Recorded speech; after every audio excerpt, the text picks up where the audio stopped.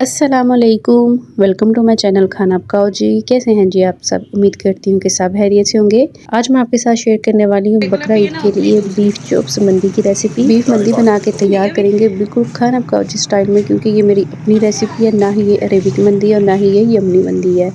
तो बहुत ही ज़्यादा आसान और मज़ेदार तरीके से आपके साथ मैं ये रेसिपी शेयर करूँगी। बहुत ही ज़्यादा मज़े की बनती है और बहुत ही सिंपल तरीके से आसानी के साथ आप इसे घर के मसालों के साथ बना के तैयार कर सकते हैं।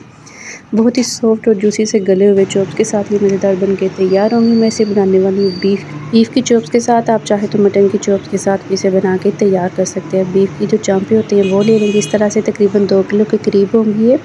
तो ये थोड़ा सा बड़े साइज़ का पीस होता है। इस तरह से इसे साफ़ सुथरा कटवा लेंगे और अच्छे से वॉश कर लेंगे।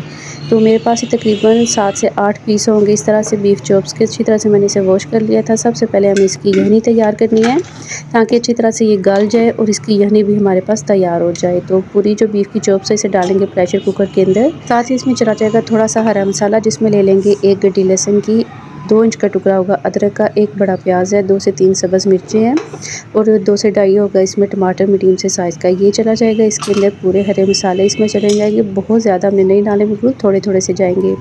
साथ ही 1 टेबल स्पून नमक है, 2 इसमें तेज़पत्ता है, खास तौर पर इसे इसमें सौंफ ज़रूर डालेंगे, 2 चम्मच के करीब सौंफ है और 1 चम्मच इसमें सूखा धनिया है। और जो भी आपके पास गरम मसाले हो, छोटी इलायची, बड़ी इलायची, इस तरह से थोड़ा सा ज़ीरा वगैरह इसमें इसी तरह से डालेंगे। और तकरीबन 2 लीटर के करीब पानी डाल के इसे हमने प्रेशर कुकर कर लेना है तकरीबन 20 मिनट के लिए, क्योंकि चॉप्स के जो पीस है थोड़े से बड़े हैं तो उन्हें थोड़ा सा टाइम लग जाएगा। जब तक हमारे पास ये चॉप्स बन के रेडी होती है और यखनी इसकी तैयार होती है, दूसरी साइड पर जो हमें इसको मसाला लगा के चॉप्स को फ्राई करना है वो तैयार कर लेंगे। मसाला बनाने के लिए मैंने ले लिया था 1 कप दही का। तो दही के अंदर सबसे पहले मैंने डाल दिया इमली का पल्प, आधा कप के करीब होगा इमली का गूदा, वो डाल देंगे। 1 से 1.5 चम्मच मैंने इसमें डाल दिया था लहसुन अदरक का पेस्ट। ये पानी के साथ बना हुआ था इसलिए थोड़ा सा ज़्यादा लग रहा है। लहसुन अदरक के बाद इसमें चला जाए 1 चम्मच सूरज मिर्च, 1 चम्मच नमक है, 2 चुटकी फूड कलर है और 2.5 से 3 चम्मच या आधा पैकेट मैंने इसमें डाल दिया था तंदूरी मसाला। तंदूरी मसाला आपके पास ना हो तो आप टिक्का मसाला भी डाल के इसे तैयार कर सकते हैं। सिंपल से टिक्का मसाला और घर के मसाले, लहसुन अदरक का पेस्ट और इमली का गूदा दही में डाल के अच्छी तरह से मिक्स कर लेंगे। और इसके ऊपर हल्की सी हमने लेयर देनी है चॉप्स के ऊपर, जो फ्राई होने के बाद इसके ऊपर हल्की सी कोटिंग आ जाएगी। इसके लिए हमने इसमें डाल दिया 3 से 4 चम्मच के करीब बेसन। तो मैंने 2-2.5 चम्मच पहले डाल दिया था, थोड़ा सा मेरे पास बचा हुआ था बेसन, वो भी दोबारा से मैंने पूरा ही डाल दिया था इसी मसाले के अंदर। अच्छी तरह से मिक्स करके इसे रखेंगे साइड पे। और दूसरी तरफ हमारे पास जो चॉप्स है वो भी बहुत अच्छी तरह से गल गई थी और यखनी भी हमारे पास अच्छी खासी बच गई थी। जब आपने पानी डालना है, आपने ये ख्याल रखना है कि जितना पानी में अच्छी तरह से गोश्त गलेगा उतना पानी चला जाएगा इसके अंदर इसकी यखनी बनाते वक्त, और जितनी यखनी चाहिए उतना पानी और हमने इसके अंदर डाल देना है। और मैंने तकरीबन 2 लीटर के करीब इसमें पानी डाला था, जिसमें से 3 गिलास के करीब पानी इसमें से ड्राई हो गया और बाकी पूरी यखनी हमारे पास तैयार है। तो चॉप्स बहुत अच्छी तरह से गल गई थी। चॉप्स इसमें से चांपे जो है बीफ वो निकाल के लहदा से रखेंगे ताकि अच्छी तरह से ठंडी हो जाए, और यखनी को हमने स्टेन करके तो फिर चावलों में इस्तेमाल कर लेना है। तो चॉप्स बिल्कुल रेडी है वह फ्राई होने के लिए। मसाला भी हमारे पास तैयार है, इसे छोड़ेंगे ठंडा होने के लिए। और दूसरी तरफ हमने अपना पुलाव तैयार कर लेना है। तो पुलाव तो सिंपल तरीके से तैयार करेंगे। इसके लिए बिल्कुल थोड़ा सा मैंने ऑयल ले लिया था, क्योंकि चावल भी मेरे पास थोड़े से थे और यखनी के अंदर भी खूब सारा फ़ैट था। तो सिंपल से थोड़े से हमने ऑयल के अंदर डाल लेना है। थोड़ा सा गरम मसाला, जो भी आपके पास चीज़ें अवेलेबल हो वो डालेंगे। थोड़ी थोड़ी सी 1 चम्मच के करीब गरम मसाले को थोड़ा सा फ्राई करेंगे और इसमें डाल देंगे 1 मीडियम साइज़ का प्याज और इसे हमने थोड़ा सा ब्राउन कर लेना है। तो प्याज डालेंगे और अच्छी तरह से गरम मसाले के साथ ही इसे फ्राई करेंगे। बहुत ज़्यादा हमें इसे गोल्डन कलर नहीं देना। तो जब तक इसका थोड़ा सा कलर ना चेंज हो जाए, थोड़ा सा सॉफ्ट ना हो जाए, हमने सिर्फ इतना इसे फ्राई कर लेना है। तो जैसे ये थोड़ा सा इसका कलर चेंज हुआ है, बहुत ज़्यादा इसे गोल्डन कलर नहीं देंगे, हल्का सा ये इस पर कलर आया तो इसमें डाल देंगे 1 चम्मच भर के लहसुन अदरक का पेस्ट और अच्छी तरह से इसे भी फ्राई कर लेंगे। तो अब मैंने कोई भी पानी वगैरह इसमें नहीं था डाला। लहसुन अदरक के साथ इसे थोड़ा सा भूनेंगे। काफ़ी ज़्यादा इसमें से छींटे निकल रहे थे, इसलिए मैंने ऊपर से इसे कवर कर दिया था। 1 से 2 मिनट के बाद इसे खोलेंगे और फिर मैंने इसमें 2 बड़े साइज़ के टमाटरों का पेस्ट इस तरह से तैयार करके वो डाल दिया था। आप चाहे तो टमाटर काट के भी इसमें डाल सकते हैं। तो मैंने डाल दिया था पेस्ट टमाटरों का। मेरे पास फ्रीज़ टमाटर थे तो वो कटे हुए अच्छे से गलते नहीं है, इसलिए मैंने उसका पेस्ट बना लिया था। साथ ही इसमें चला जाएगा हस्बे ज़ायका नमक और 1 चम्मच मैंने इसमें डाल दी थी सुरख मिर्च। तो नमक यखनी में भी अलग से है, चॉप्स में भी अलग से जाएगा, तो नमक आप बहुत एहतियात से डालिएगा। तो जैसे ही पूरा टमाटर का पानी ड्राई होकर मसाले की थोड़ी सी बुनाई हो गई है, जितने हमारे पास चावल है उतनी हम यखनी डाल देंगे।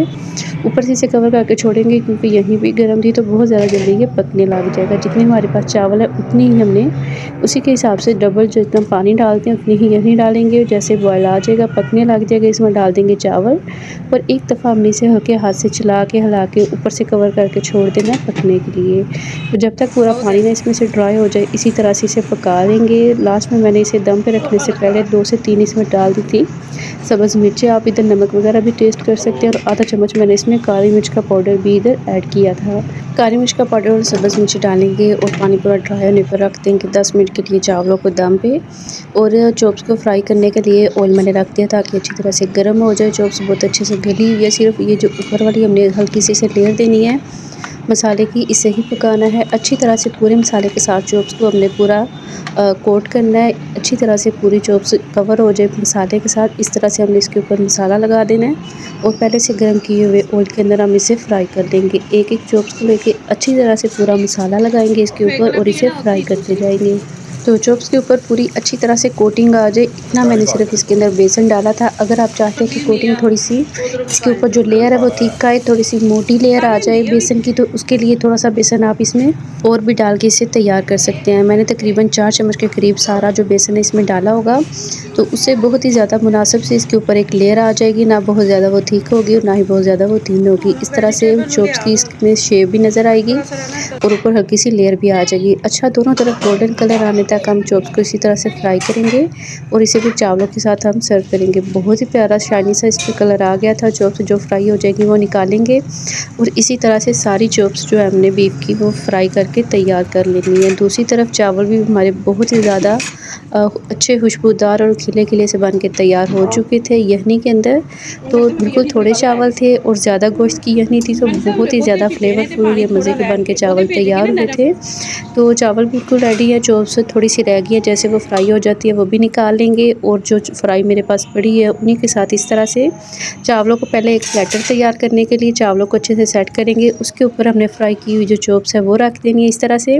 और इसके साथ ये वाली वेजिटेबल बिल्कुल ऑप्शनल है मगर ये बहुत ही ज़्यादा अच्छी लगती है, जिसपे मैंने लिया था शिमला मिर्च है, टमाटर है, एक छोटा सा प्याज था और जो भी आपको वेजिटेबल अच्छी लगी आप डाल सकते हैं। हल्का सा पहले सारी वेजिटेबल को फ्राई करना है और फिर हमने सर्व करते वक्त ऊपर से डालनी है ताकि इनका क्रंच बाकी रहे, इनका अच्छा सा कलर बाकी रहे और मज़ेदार से हमारे पास ये मंदी स्टाइल में प्लेटर बन के तैयार हो जाए। आप इस चीज़ पे एक दफ़ा इसे ज़रूर ट्राई कीजिएगा, इंशाल्लाह सबको बहुत अच्छा लगेगा। और चैनल पे नए तो सब्सक्राइब ज़रूर कर दीजिएगा।